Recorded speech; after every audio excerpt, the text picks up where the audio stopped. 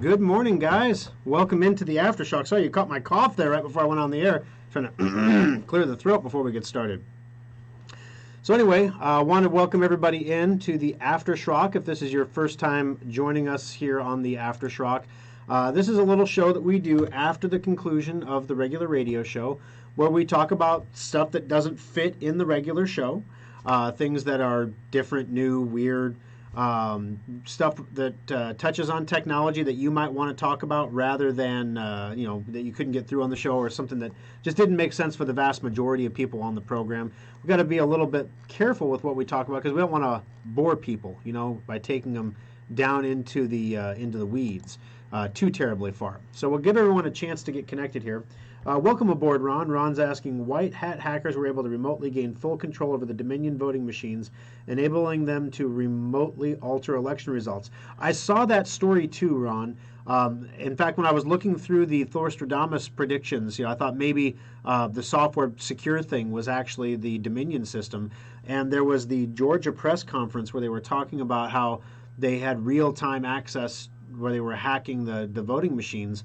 And the video said that they were going to show the real-time access, which that would be the nail in the coffin. Like, here's a Dominion voting machine clear on the other side of the planet, and here's us changing a vote. It's that easy. But they didn't do that. They just said, yeah, we do have access to it. And it was some guy that I never heard of before saying that they had access, full access to a Dominion system. In other words, nobody believed them, and it wasn't enough. It wasn't, I don't know what is enough, at this point. I just don't know. Of course, any system can be hacked, but you can't go back and track it. What do you do about it? That's the question. What do you do about it? So, I don't know, guys. I don't give up on things.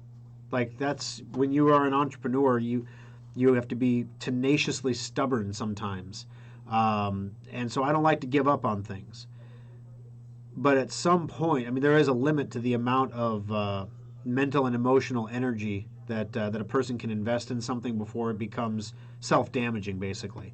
And I'm getting pretty close to that with this whole election. Just shaking my head, and on one hand, it's like, someday when my kids are all grown and I'm bored or whatever, maybe I should run for something and try to help fix things or make things better. So you think you're going to do that, right? And then you look at Trump. That was, according to Trump, why he ran, right? That was why he ran in the first place. And some could argue that maybe it could have been done more eloquently. You could argue maybe it could have been. You do need some friends in the room. You can't alienate everybody around you and expect to get anything done. You could make the argument that he should have deep sixed all the people that were already there, the staffers. He shouldn't have carried anybody over from Obama. There's a lot of things he could have done differently, probably to be more effective in that first term. But it's hard to say that he wasn't effective, right? It's hard to imagine anyone else being more effective, and I don't think I'm ever going to be president of the United States. Don't get me wrong. But with all that said, I feel like I could become a state senator or something someday and maybe try to change my local community or improve my local community or make my local government more responsive, things like that. It's discouraging to believe that you could do everything right and you could actually get, you could actually believe that you got more votes and then have a machine tell you otherwise. So now there's lots of calls for federalizing the vote, where maybe states shouldn't be responsible for running elections on their own. Maybe the states are too stupid to do it. Maybe the states aren't too stupid to do it. It's they're if you look at the problem, right? Everybody on the right thinks it was the Dominion voting systems that was the problem. What do you think is going to happen if you federalize voting? A company, whether it's Dominion or somebody like them, is going to come along and they're going to be the voting solution for the country. It'll give it 1 point of failure to attack. Same problem we have now. It'll just be everywhere. So actually, people calling for the federalization of voting actually could make the problem worse. So careful what you ask for. If it gives the federal government more power over states, I think it's a bad thing right now.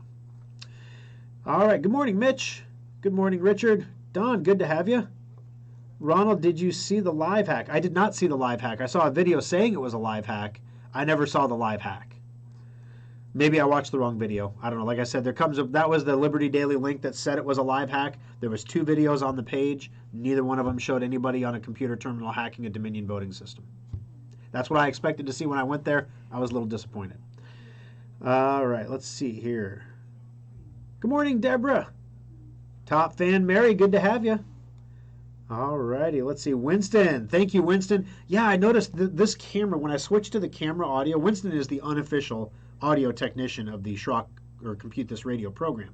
So when I switched from the radio feed to the camera feed, I noticed that I could listen to one of my aftershocks. It was really hot, like I was screaming at the camera or something, like some raving mad lunatic. And I tend to talk loud anyway because I'm deaf in one ear, and so, or 40% deaf in one ear. I tend to be a naturally louder person because of that, because I'm projecting to hear myself better. I noticed that just me talking in the room, I was redlining everything, so I adjusted the microphone settings here. So hopefully the sound is just beautiful. Thank you for confirming that, Winston. I appreciate it. Thank you for aftering. No problem, Dean. So true. It seems no one cares anymore. You know, that's the thing, Ronald. It's like at some point you just have to, you can't blow up the system from within. You literally can't. It's too entrenched. You're not going to, one person or one administration is never going to be able to do it. This is going to have to be a constant progression moving forward over time, which is one of the reasons I'm like, maybe I should look at an iPhone. Because every single search that I do, every single thing I look at, Google knows about it. Even if you don't use Chrome, because you're using Android, which is a Google product. And whose side is Google on? You know, it's I hate to say it, because you don't want to ascribe political value to a company whose primary objective is making money, right? But they do. They all do. It's ridiculous. There was yesterday I got panicked emails from listeners informing me that a Facebook group of Republicans were deleted, completely deleted, and no reason was given. And I think it was a Stop the Steal group or something like that. It had thousands and thousands of members, and Facebook just got rid of it. And oops, there you go. Then Facebook bans the political advertising of one of the Georgia Senate Republican candidates 2 days before the election. It was a programmatic and algorithmic error. We fixed it. We reversed it. It took 24 hours to reverse it. 24 hours is a lifetime in politics when you only have 3 days to go before the election. And you're locked down for COVID, right? I mean, it's like, come on, you know, anything to like just little. Doesn't happen to Democrats. They don't get banned ever. They don't get blocked ever. So I don't know. I'm not going to yell about it. I'm not going to argue about it because we all know what it is, and what do you do about it? So the first thought is, well, you get elected and you change the system, right? How do you get elected? You know, that's the current, like, you know, that's kind of crazy. And once again, I heard Mark Levin the other day talking about the convention of the states principle, because the Republicans did. There is some data now, and I got however much you can trust the data, that in they're deep diving into the Georgia numbers specifically. And one of the biggest questions was, how is it possible that Trump lost in Georgia, but all the down ballot candidates won overwhelmingly? It looks like about 30% of Republicans, the establishment Republicans, voted for everybody down ticket but did not vote for Trump or voted for Biden. It was an anti-Trump vote. And you got to admit that Trump turned some people off, right? I mean, love him, hate him, whatever. I think we can all agree that the way that he expresses his views can be off-putting to more sensitive types, right? And those sensitive types aren't going to want to vote for him because they don't like the way he sounds. And that can be, you might think that's stupid, but hey, people vote for stupid reasons, right? You know, Mickey Mouse can win office. So, all right. People are reacting emotionally rather than rationally these days. Well, you know, Sai, wasn't that the lesson of et tu, Brute? You know? People will always respond to an emotional appeal before and often better than they will respond to a logical appeal. It's part of the human condition. We are trained to respond to emotion.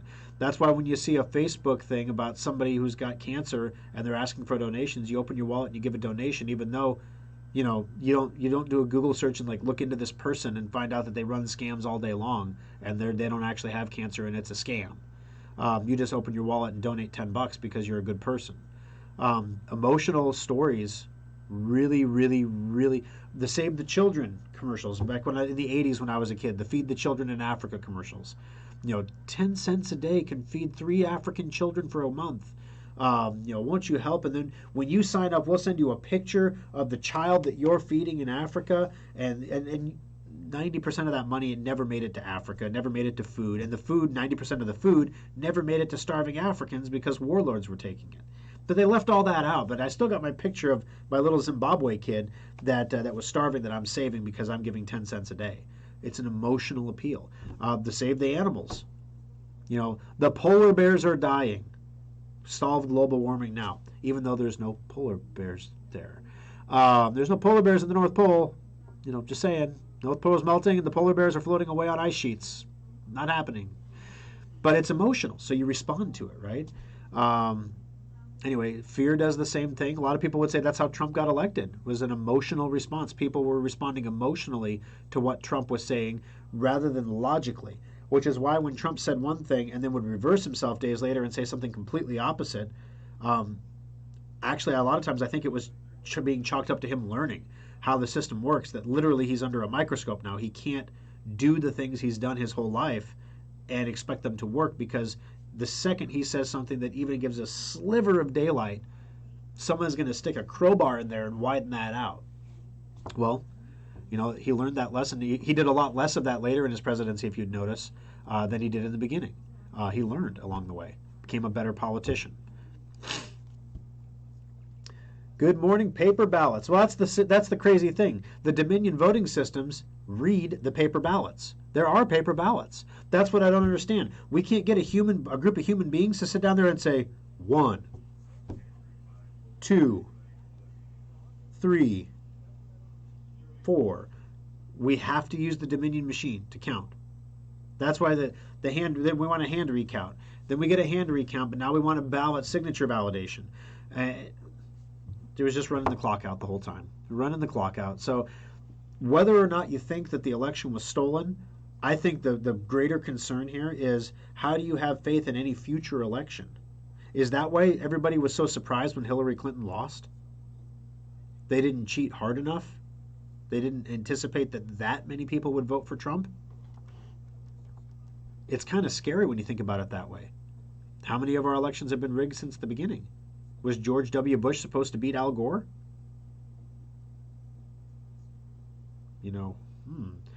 So anyway, if the election is overturned, we will have a revolution and massive riots. Richard, if the election's not going to be overturned, don't call me Thorstradamus. The cake is baked. It's done. Barring some radical revolutionary thing that happens on the 6th of January, I'm sure there's going to be, evidence. Everyone keeps talking about the evidence that they're presenting. The problem is no one can ever see the evidence, because you can't look it up on social media, you can't look it up on Google. So the masses never see the evidence. So even if the evidence is real, even if the evidence is something that is palatable, like that video we saw of people pulling ballots out from under the table in wherever that was, Pennsylvania, I think, where all the counting people left for the night when the arena closed down, and then they reached under the table and pulled out suitcases full of ballots and opened up a suitcase full of ballots and started counting those. The military ballots that came in, that were the military people voted, and there's not a crease on the ballot. They're perfect ballots, 93% Joe Biden, not a crease, not a fold, no. I mean, I know that our military, they do their jobs well.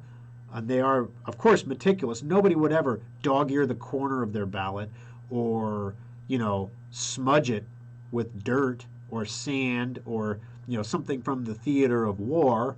No, they'll be perfectly pristine white ballots, perfectly marked at 93% for Joe Biden.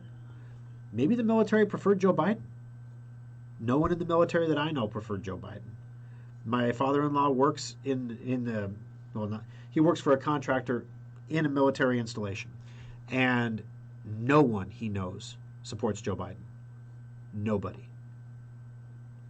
He could wear his Trump hat to work. He can't, but he could, and no one would turn him in, right? Because nobody supports Joe Biden there. Now, I'm sure there are military people somewhere who do support Joe Biden. I mean, you can't make a generalized statement about, any group of people and say none of them do this. The question that I think is 93% support Joe Biden. I would probably argue that number is lower. But again, what are you going to do with it? What are you going to do at this point? I don't mean to sound defeatist, guys, but there comes a point where your energy is better spent moving forward and planning the next fight. We lost this round. Republicans lost. They lost because they were divided. They lost because they failed. It was a failure of imagination of how low or how bad the system could be damaged and manipulated. It was a failure to identify social media for what it is early on. A failure to build conservative-based social media before the election. Why wasn't anybody focusing on Parler and all the others before the election to make sure that they had a base where their message could get out? So there would be a Twitter alternative before the election. Lessons learned, right? Learned this lesson with Barack Obama, too. He was the first one to ever use social media effectively in an election. Republicans had no idea what the heck he was doing. But you could download the Barack Obama app, and it would pull all the phone numbers out of your iPhone and text all of your friends telling them that you support Barack Obama, you want them to support Barack Obama too, please download the app. And then when they download the app, your little score in the Barack Obama app would go up because some of your friends downloaded the app. Brilliant stuff from a marketing perspective. He had Zuckerberg working on his staff. Wow, So anyway, enough politics, guys. It's the new year. I'm ready to focus on the next fight, which is going to be if this was as bad as it was, as everyone says, the Democrats and the Republicans are both going to fracture at this point. On the left side, you've got the socialist progressives, and then the more mainstream Democrats that are going to have a massive rift. Basically, they're going to fight. The Republicans are going to fracture. You're going to have the Never Trump Rhino Republicans versus the Trump diehard supporters. That's going to split. We don't know what Trump's going to do, but I'm just saying, if you're thinking Trump in 2024, man is 78 years old right now. That means 4 years from now, he'll be 82. And then 4 years in office, he'll be 86 when he gets out of office, if he does that. I think it's much more likely that we see the Trump children do something in 2024. We see them running for Congress and Senate over the next 4 years, and then maybe a presidential run after that to try to capitalize on that MAGA stuff. Just saying, anything can happen in 4 years. We could lose Biden and Trump. They could both be dead by the time the next election happens. You never know. It's just, they're older men, Stuff happens. All right, I built my own modular computer about 10 years ago. Typing on it now, it's not as Excelsior as a holiday special. You should still be using yours for at least 10 years. Oh yeah, holiday specials do last around 10 years, for sure. Mark says, can a person change the default Windows search engine from Bing to something else? You absolutely can. If you click on Start in the lower left-hand corner and then click on that little settings gear, it's just a couple ticks up off the Start menu, you can go into Apps, and then in the left-hand side, you click on Default Apps. So you go into your settings, you go to Apps, you go to Default Apps, and right in there it'll say Web Browser. You can set your default media player, your photo viewer, your music player, email, the whole bit. You can change them anytime you want. So yeah, absolutely change those. I would recommend moving them away from Bing. Bing is kind of a junk search engine anyway. Google obviously is historically been is the most popular search engine. Duck is also a good search engine for finding things that Google doesn't want you to find. And that's kind of how I use it right now, honestly. I default to Google because their algorithm is a little bit better for finding this stuff that's not controversial. But anytime you're searching for anything political, anything controversial, anything coronavirus related, I always go to Duck, because at least then I can trust that their algorithm is giving it to me straight. I see all kinds of right-leaning news stories on Duck that I don't see on Google, because Google has de-weighted those news sites, and so many people from the right are bailing on Google search and going to Duck that we're starting to see an artificial bump in those sites, because if so many people access those sites, Duck says, well, these sites must be popular, so we're going to elevate them in the search results. Which is why, if you're a business, from this perspective, it's really important to make sure you pay attention to Duck right now. They're not going to be the next Google. They're not going to ever overtake Google. Nothing is going to overtake Google. Google will buy out anybody that comes along that threatens Google's existence.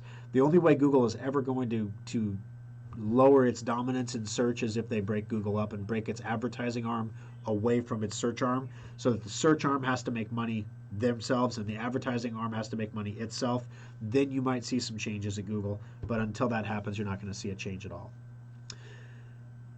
Pro tip, Sass says, if it's a laptop, keep liquids away. #1 killer of laptops. Dropping too. All right. Good morning, Alan. Good to have you. Ronald, what about GoDaddy phishing? Did you read about that? I didn't read about it, but I'm assuming that it's a scam to get you to renew your domain with a fake GoDaddy. I'm guessing. I haven't read about it. I will look into it, though. I'm back with you, having my coffee, and Karen and I am enjoying the show. Cheers. Fingers crossed you will call me this week to say my holiday special is ready.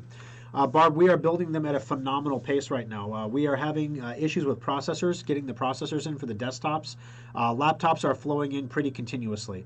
The challenge that we have is we have them flowing in on a daily basis. We get 1 or 2 a day, because if we dump them all and go thump and they're all sitting in there, they literally just sit there, because we're so busy building computers right now that our maximum capacity is about 2 per day for that particular laptop. So we're getting 2 to 3 in a day right now and building them up. So yeah, right now, as far as laptops go, every laptop that has been sold is on its way to our service centers right now. So in the next week, if you have a laptop, you could expect to receive it. If you have a desktop, it might be a little bit longer, because we do have to physically build those, but we have them all laid out. We have a row of cases on the floor with work orders taped to them. And we have the final work order as of 2 days ago. We sold a couple this weekend, the last 2. So we'll have a couple more to print. But we already have cases out for those 2, because we knew they were going to sell. So yeah, it should be here pretty darn quick, Barb. Did you check the LG phones? You know, I did not. I pretty much know I'm going to buy a Samsung phone or I'm going to buy an iPhone. So I figured I'd check. Like I said, that segment was more for me. I was curious what you guys thought about it. You know, Apple has so much money on the sidelines that they could effectively tie up a government intrusion. Like, if the government came after Apple, they would literally have to destroy Apple.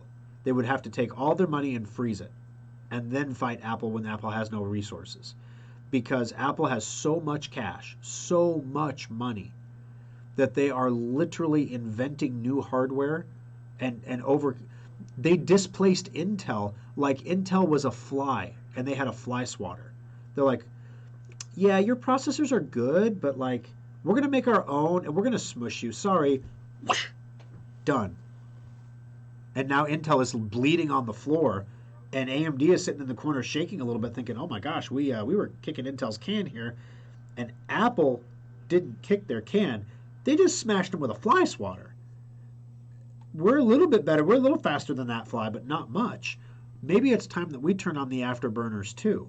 And now Intel is sitting back like, this changes everything. Oh my gosh. We're either going to need to acquire somebody to offset the stock price problems, or we're going to have to come up with some radical new processor tech that they don't have in the pipeline. They don't have the tech. They don't have any tech to beat Apple right now. And now Apple is saying, we're going to take our ungodly pile of money now, and we're going to go make our own modems now.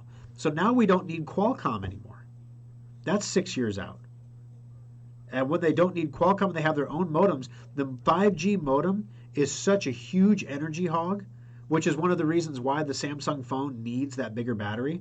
The Snapdragon processor and the 5G the new one has an integrated 5G modem, which will save on power a little bit. But the 5G modems require a tremendous amount of power. If Apple is able to build a 5G modem inside a Bionic chip, all of their computers, all their Macs, all of their phones would suddenly have full cellular wireless capability. If you have more money than God, what's the next logical step in that supply chain? You control the hardware. You control the software. Now you need to control the connectivity. Watch Apple either buy a cellular provider, and then every Apple, when you buy an Apple product, just gets internet. It just gets it. That's part of paying for an Apple. You just get the internet. Could you imagine? That'd be pretty crazy. That'd be really crazy, actually. All right. Sorry, my video froze on my screen here, so I had to refresh real quick. Scrolling back up now. Okay, there we go. Fingers crossed. Did I check LG phones? Actually, it had 1.7 million followers in 3 weeks. Yeah, 1.7 million, yeah. So I said thousands, sorry. 1.7 million followers in 3 weeks, and Facebook canceled it. They said something about it being violating their scam policy or something, like they were trying to trick people or deceive people into some kind of scam. Can my nephew put information on his YouTube page? Yeah, I mean, there's nothing wrong with that. I would just be careful what you publish. One of the challenges that kids these days have is that there is no, there are no mulligans. Look at this 15-year-old cheerleader that this week got her whole world blown up because she made a really bad decision in some language that she used a few years ago in a video. Said some words that now are, even then, you can argue, shouldn't have been said. But kids are kids. Kids are stupid. Kids make mistakes. That's part of becoming an adult. Think back, guys. I mean, come on. If there was a video camera and a Ring doorbell following you around through your childhood, how much stupid stuff would you have gotten in trouble for that you got away with? Come on, be honest now. I was lighting mattresses on fire, okay? Like, for real. I was that kid, okay? So, wow. Imagine being a kid these days and having a camera follow you around everywhere and everything you do. Like, we don't let my son have social media. We don't let him chat with strangers on Xbox. He can't hear game chat from other people. Because if you've listened to some of that game chat, there's no reason for him to hear that stuff. Yeah, he could probably play the game better if he could hear the whole team. Doesn't matter. It's not about playing a game better. So, shelter them from social media a little bit, especially when they're younger. It can be tremendously devastating to their self-esteem to have social media beating them up. But with that said, you also have to prepare them for the future. And if they suddenly come of age at 18 and they have no idea what a tweet is, that's going to be a problem. So, you can't shelter people like that, but you can protect your kids. Explain DuckDuckGo. Is it a separate browser or just runs in Chrome or Firefox? Okay, DuckDuckGo is a website. So just like you can go to SchrockInnovations.com and you can look at all the great modular computers and solid-state laptops and everything, you can also go to Google.com and search for things. You can also go to Duck.com, which is short for DuckDuckGo.com. They both take you to the same place. Duck.com is a competing search engine. Does the exact same thing that Google does. So it's kind of like you can go to Bing for a search engine, you can go to Yahoo for a search engine, you can go to Google for a search engine, or you can go to Duck for a search engine. The big thing about Duck is that they don't harvest any of your personal information and they don't sell it to anybody. They literally, they do exactly what Google used to do. They give you search results. That's it. They don't sell ads. They don't have an advertising arm. There are ads on the page. They get revenue from the ads. That's how they fund their operation. But they don't sell the ads. You can't go to buy ads with the duck.com or whatever. They're not Google. And so it's a way for you to use a different search engine that shows different results than what you would see with Google's algorithm.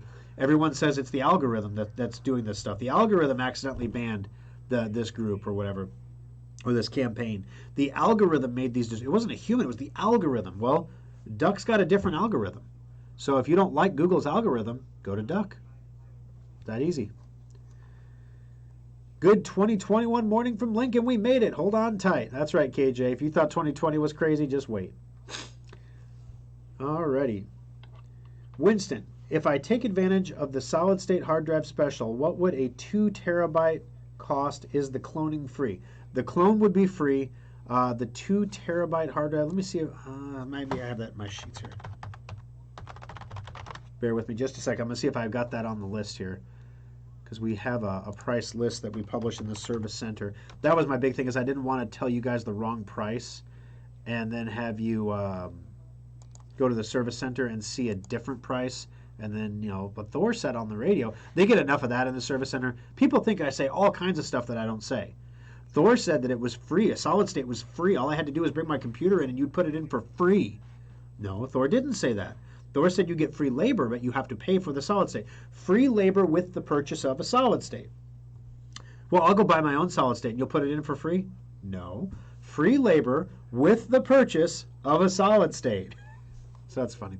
People think I say all kinds of things that I don't say. All right, let's take a look here. RAM, fans, communication equipment, hard drives.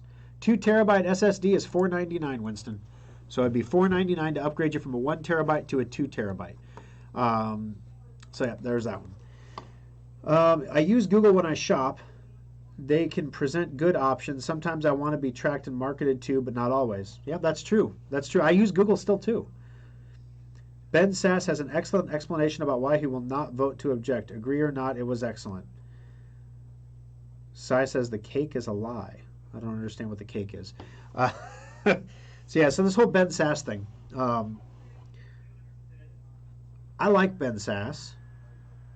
I think he's been a good congressman. I'm not ready to toss him out on his ear because he's not, stabbing himself in the throat in support of Trump, basically. Which is what Trump supporters are asking everybody to do right now. Some people will do it. Some people will not do it. So let me give you an example. I didn't support Trump originally in 2020 or in 2016. I was a Ted Cruz fan, big time. I was a never Trumper for like the first 6 months of Trump's campaign. Like, I did not like that man. I was wrong, right? I liked a lot of the things that he did. And I can admit that, and I can say, okay, a lot of the things that he did were good. Now, would Ted Cruz have made a better president? I don't know. I honestly don't know. It would have been a more orderly presidency, that's for sure. Would there have been as much change? I don't know. Would Jerusalem be the capital of Israel? Probably not, as far as recognized capitals. Would the troops be pulled out of Afghanistan and Syria? Probably not. Ted Cruz is a political animal, and political animals know how far they can push the line before it becomes hurtful to their prospects, which is why you see what Ted Cruz is doing right now. One of the things that I've learned about Ted Cruz is that he is very politically astute. So he went from Donald Trump telling him that his father was like some kind of Nazi sympathizer in the campaign. Like, that's how bad it got between the two of them. And Ted Cruz said he was, Trump's a narcissist, blah, blah, blah, blah, blah, whatever. But you can't output down Donald Trump. There's just you can't do it. He's like the king of smackdowns when it comes to that stuff. So, and if you try, you just look stupid, right? So Ted Cruz tried to take the high road and not do that because he knew he wouldn't win that battle. But Trump just kept beating him and beating him and beating him, and that was it. It was done. People like to see people get beat down. That's unfortunately true. It's an emotional thing, right? So now here comes Ted Cruz fighting for Donald Trump like his political life depends on it. What happened here? Did Ted Cruz suddenly see the light? Ted Cruz is one of the original Tea Party, originalist, constitutionalist candidates. That's what Ben Sass is too. So how come Ted Cruz is going to object in the Senate to the vote certification, but Ben Sass won't do it in the House where there's 100 other people doing it already? It would seem to be like a foregone conclusion, Ben Sass. For your political self-interest, you could just say, I ain't doing it. It's not going to make a difference. The Democrats did it last time around. It's not going to make a difference. But he's not going to do it. But Ted Cruz is. Why? Guess who wants to be president in 2024? Not Ben Sass. Who is going to control Donald Trump's political machine when Donald Trump is never heard from again? Because if you think that social media or anybody else is going to carry Donald Trump's message going forward after he's not the president, you can think again. They've already said, Twitter's already said that Donald Trump will lose all the protections that he has as a presidential account, which pretty much means every single tweet is going to get labeled or censored or something. Twitter will not allow Donald Trump's followers to be transferred over to Joe Biden, which Joe Biden wanted because, I'm the president now. These are followers of the president, not followers of Trump. And everyone on Twitter is like, we're following Donald Trump. Why would we follow a president that has someone who writes his tweets for him?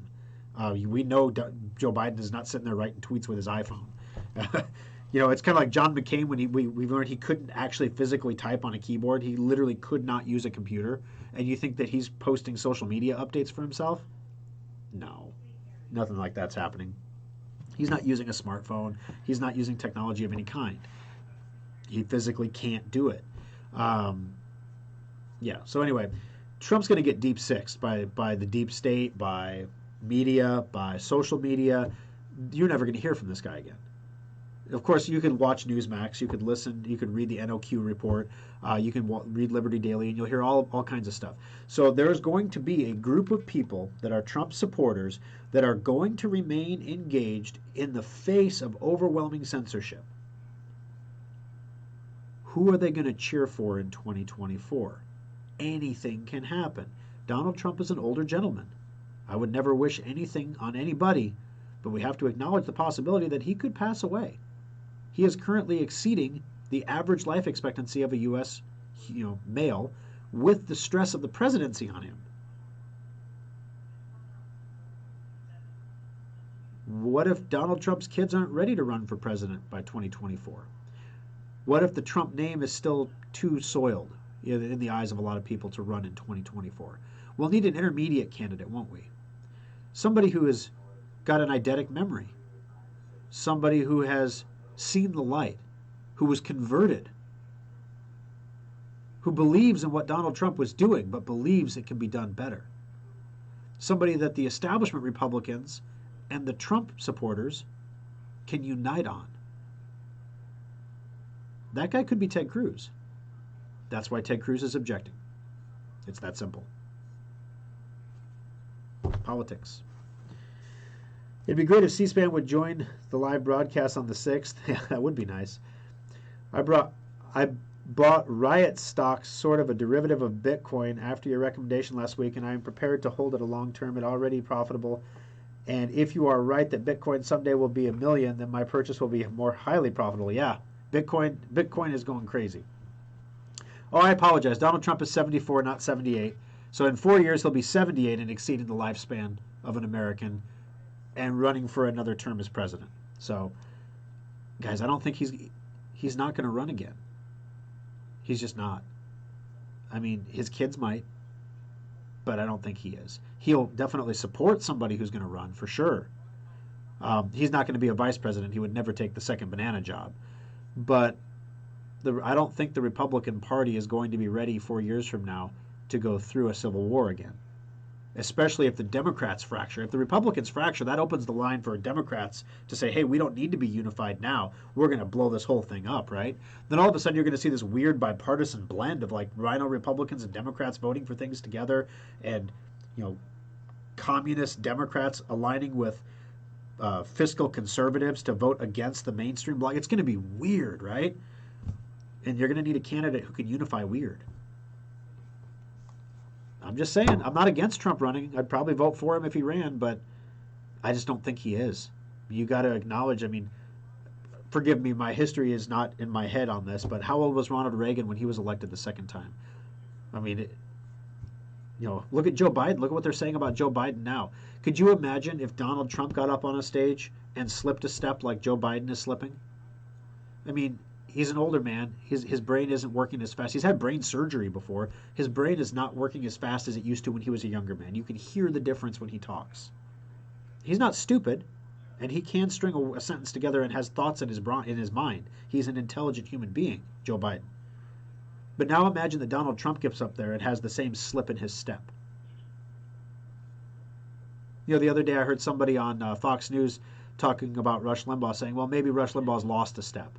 Like, of course he's lost a step. The dude's got freaking terminal cancer and he's fighting every day to get out of bed and do a radio show. Yeah, he slipped a step. Wow. Now, but just imagine, see, that's the thing. No, it's not fair, right? When has anyone ever been fair to Trump? So yeah, he gets up there and he slips a step. That's the story. And I don't think Trump would want to do that to himself. but Trump would definitely support his kids. And Trump's endorsement is going to be sought after in 2024 for sure. The latest updates of the Windows don't let you disable the touchpad. It makes it hard to do a lot of typing if you have the habit of accidentally hitting the touchpad. Well, most laptops actually have software that runs the touchpad, so you should be able to do like on my HP, it's function F4, I believe, to turn off the touchpad. And if that software was removed when you upgraded to the new version of Windows 10, the manufacturer of your computer might have an updated touchpad driver that you can install. So go to the support site like support.hp.com or support.dell.com, and you can basically put in your model number of your computer and see all the drivers. And if there is an updated touchpad driver, that would allow you to turn it off again. Ronald, GoDaddy sent out a company email concerning a bonus. Oh, yes, the internal email. Okay. So GoDaddy phished their own employees. They sent everyone in the company an email talking about, here's your internal bonus. And so many GoDaddy employees thought the email was legitimate. They went and filled it out and gave all their personal information. Basically, anybody who filled out the email and gave their personal information got sent to a re-education seminar where they were told, this is what a fraudulent email looks like, you idiots, and you just got phished. If you thought you were too smart and you couldn't get phished, you just got phished. That would be a fun one to do, right? I mean, they're never going to trust another corporate email again, right? But I guess that was the point. You can't trust email anymore. Alan, the Bitcoin I bought in March is doing rather well, and so is the Bitcoin I bought last week. I got one in March as well, but Alan, right? I think I bought one at $4,000, and I'm never selling this. This is amazing. So for those of you who have no idea what we're talking about, I just got a Coinbase alert from Bitcoin. Bitcoin is currently at, it slipped from 34 down to 33,000. It hit a high of 34,800 around midnight. It's now at 33,700. It's still up $2,600 in the current 24-hour period, up 8.61% today. I think my 401k was up like 12% or 20% on the year. This is up 8% today. If I look at the 1 week chart, it's up 27.5% on the week. It's up 7,000 a coin in the last week. If you bought a Bitcoin after last week's Aftershock, you made $7,000 this week. Just saying. 1 month. If you bought a Bitcoin a month ago after the Aftershock, you made $14,000. So basically, if you put $100 in Bitcoin, because not everyone had, at that time, Bitcoin was worth about 15 grand. Not everyone has 15 grand in the couch cushions, right? You don't have to buy a full Bitcoin. You can buy what are called Satoshis, which are fractional Bitcoins. So it's like saying you don't have to buy a whole dollar. You can buy the pennies. And if you get 100 pennies, it equals $1. So you could buy a Satoshi, which is a penny, basically. You can buy little Satoshis of Bitcoin, small amounts, and they add up over time into a full Bitcoin. Well, if you bought $100 in Satoshis, $100 worth of Bitcoin 1 month ago, you now have, oh golly, let me see, $200 almost. Year over year, which is kind of funny because, it's a 12, I was like, year over year. 1 year Bitcoin price, come on, it's like the 3rd of January. But they give you a calendar year, right? So Coinbase says on the year, Bitcoin in the last 12 months, Bitcoin is up 360.68%. So 361% up $26,453, which means if you invested $9,000 in Bitcoin on January 3rd of 2020, you made $26,000. Dang. It's not too late to get in, guys. Honestly, what's happening right now, why Bitcoin is doing what it's doing, this Aftershock's going on forever. I'm gonna have to wrap it soon. But the reason that Bitcoin is doing what it's doing is there is a massive supply shortage right now. To give you an idea, places like the Grayscale Bitcoin Trust that I talked about, they bought $2 billion worth of Bitcoin in December. $2 billion worth. So where does Bitcoin come from? How do you get Bitcoin? What is the process by which a Bitcoin is born, if you will? Well, Bitcoin is released on a schedule. So the schedule is set up so that the same amount of Bitcoin will always be released every single day consistently until all the Bitcoin, all 21 million Bitcoins are released, which will be somewhere around 2080 at the current rate. Okay, so how do they do this? Even though there's supposed to be the same amount of Bitcoin mined per day, created per day, some days we see more Bitcoin, other days we see less. But if you average that out over a month or a year period, the average will come out to be right about the amount of Bitcoin that's supposed to be created every day. The way that this is controlled is through a difficulty process. So people that have Bitcoin mining machines, computers that are mining the Bitcoin, and I won't get into the technical aspect of what mining is and why it works and everything else, but basically the people who mine the Bitcoin are the people who are creating the security for the network. They're confirming your transactions when you buy and sell Bitcoin. Without the miners, you can't buy and sell Bitcoin. The miners mine the Bitcoin because they get the transaction fees that you're paying when you buy and sell Bitcoin, plus when new Bitcoin is created, depending on how much mining work they're doing, they get a piece of that, right? So that's why people mine, and that's why you need miners. But that mining process is what creates Bitcoin. Now, let's say that, hey, this Bitcoin's going crazy. I'm going to buy every miner I can get my hands on, get all the power I can, and I'm going to mine, baby, mine. I'm going to have so much Bitcoin, it's going to make your eyes bleed. Maybe I own a company that makes Bitcoin mining machines. Maybe I have access to the Google supercomputer, and I'm just for a little while, just for a second, I'm going to turn that supercomputer, that quantum computer, into a Bitcoin mining machine. It's going to mine so much flipping Bitcoin, it's never going to be, oh my gosh. Well, when you do that, every 2 weeks, the Bitcoin network, the AI, if you will, automatically says, mining power, the capacity of miners, the ability for them to do work, went up 22% in the last 14 days. That's interesting, right? Well, to counter that, we're going to make the problems 22% harder to solve. Congratulations. The cost effectiveness of every piece of Bitcoin mining equipment on the planet just dropped 22% to slow the network down so that not too much Bitcoin gets created. The process can work the other way. People's miners go offline, things break. In China, they have a wet season and a dry season. In the wet season, they have a lot of hydroelectric power. It's cheap. So all the miners, they have all their mining rigs in shipping containers, and they pick them up and they put them on a train, they truck them across the country to the hydroelectric area where they get cheaper power. And then when the rainy season is done, they pick them up, they put them back on the train, and they take them back to where the power is cheaper over there at that time. So basically, when this happens, you will see the difficulty of Bitcoin actually go down 10 or 12% because in China, so many people are not mining. And because, the expected amount of work we were supposed to see out of the miners was supposed to be here, but it's actually here. So the problem there is we didn't get enough work done, so we're going to make the problems easier to solve so that the next ones will get solved more quickly. So it works both ways. But what that means in essence is that there's only $800 million worth of Bitcoin mined a day, or excuse me, a month. $800 million mined in the month of December. In the month of December, Grayscale alone bought $2 billion. PayPal users are buying Bitcoin hand over fist. Other companies are also getting in on it. All the banks are getting in on it now. So what you have is a classic supply squeeze. There is not enough Bitcoin to go around for everybody who wants to buy a Bitcoin. And the Fed can't print more of it, so the price goes up as compared to $1. This is going to keep happening, guys. And the more the price goes up, the crazier it's going to get. It's a self-feeding phenomenon, until it's not, of course. There will be a pull. Thorstradamus predicted there's going to be a pullback. So there's going to be a teeth-rattling, bone-jarring pullback.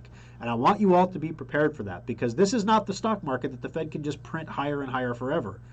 This has real economics attached to it, real supply and demand. If people stop buying Bitcoin because they feel like they have enough, the price will come down. So there was a story that said yesterday's whales are today's plankton. You know, the people who were big-time Bitcoiners before, now they're nothing because Grayscale walks in the door with $2 billion and just blows up the world.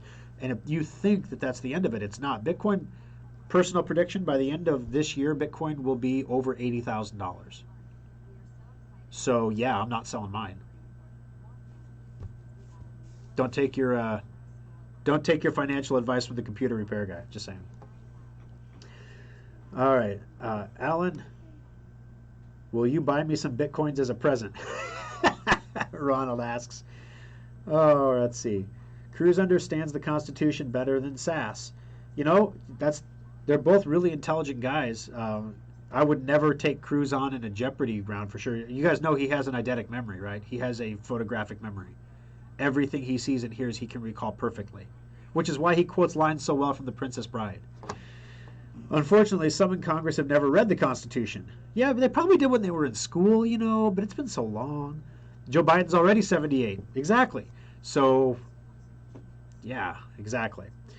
Hello, Lake of the Ozarks here. Please, yeah, Joe Biden is 78, but it took literally any fraud that you think happened, plus all social media biased in his favor, plus all legacy media biased in his favor, plus the suppression of the Hunter Biden story, just to get him barely elected. You really want Trump to go through that 4 years from now? You really think he'd come out ahead of that? I don't know. Keep an eye on the senator from Missouri, former attorney general of Missouri also. Don, TP-Link routers are the best. Thor sells them in his shops for his show 2 weeks ago. Yep, TP-Link routers are what we recommend. No problem, Winston, on the price. All right, if Syria attacks Turkey from the rear, will Greece help? John, I had to stop and think about that one for a second. We don't need that. This is a family program, John. All right. Yeah, I'm going to skip the next couple comments on that one. All right, you have to turn off 5 gigahertz for the setup, and then you turn the 5 gigahertz back on. Are you still mining Bitcoins? Yeah, we still have the Bitcoin mine. It's still running. Some of my equipment is broken down. We had an unfortunate event in the mine this week. It snowed, and there was a tiny hole in the filter where I had a power cord coming into the mine, and somehow it sucked an inch of snow into the floor of the mine through a 1 inch by 1 inch hole in a filter. And yeah, we took some snow in the miners. So I spent probably a day repairing, getting it back up. I think we're down by maybe 18%. Can you turn that down just for a second? I know I'm too late. I got to go, guys. I'm taking over the studio. She's trying to run the boards over here. Thank you for joining us. Is the IRX taxing Bitcoin gains? My understanding is when you sell it, they will tax it, and if you trade it, they will tax it as a trade event. But if you hold it, they are not. That's my understanding. Thanks for joining us, guys. I got to run here because the studio needs to go back to KFAB, all right? We'll talk to you soon. Have a great day.